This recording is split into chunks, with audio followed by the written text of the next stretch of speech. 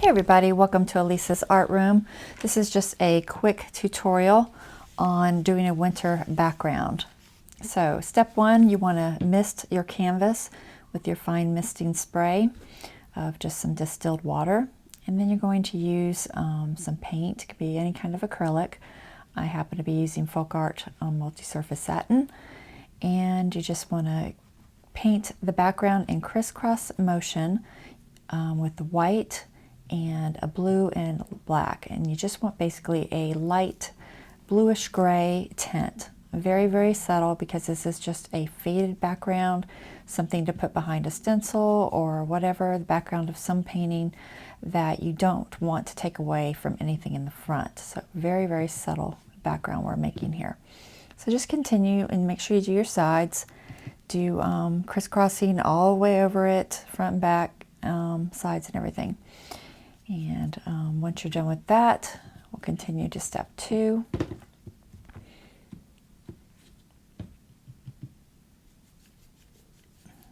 I'm just kind of smoothing out the edges. Try to make sure that you get all of the white of the canvas so that you're not leaving any bare gesso. I'm going to add just a little more blue to the paint and make just some more of a blue background. So it's got that nice wintry feel to it. Still just do the crisscross motions.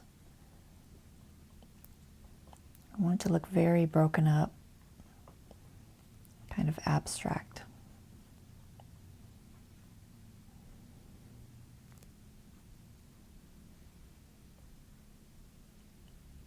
And once you do that, then we're going to wash out our brush, dry it off a little bit, and we are going to mix some more color, a little bit darker this time. A little bit of black, a little bit of white and blue.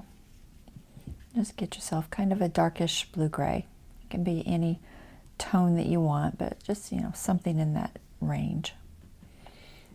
And you're just going to go in a back and forth motion. So you start with your tip of your brush, and then you work your way down, turning your brush each direction at about a, what degree would that be? About a 30-degree angle, I guess. And just, all the way down, just getting the branches of the trees, and they get bigger as they go down. Start a little at the top. And just put however many you want. It could be, 2 on one side if you want it, or you can go all the way across with trees. It doesn't really matter. It's kind of what you want. I think I did 4 here. And I just did various sizes, and some of the branches are more full and some are just kind of broken up. Like, maybe you can barely see it because there's a bunch of snow in the air or something. And then you can just add a little teeny bit of extra blue if you want at the bottom, and just kind of make like little snowdrift motions, and then clean up anything that bugs you at this point while the paint's still wet. I had a couple of little dry patches that I was just kind of touching up. That's all I'm doing here. Sometimes you don't notice them until the paint starts to dry a little bit. But I just had missed a few. And then I went back and kind of touched up any trees that I felt needed it.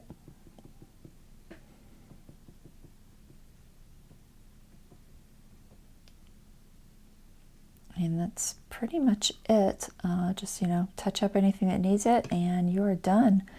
And you get yourself a nice faded background for use in a painting, or as a background for a stencil, or whatever you want to use it for. Okay, and here's the close-up of that. And I did also post a second version that I did that's just slightly darker. So here's the close-up of the original that I just did in this tutorial. And then here's a darker version. It's just a little bit darker. All right, thank you for watching, and have a nice day. All right, bye-bye.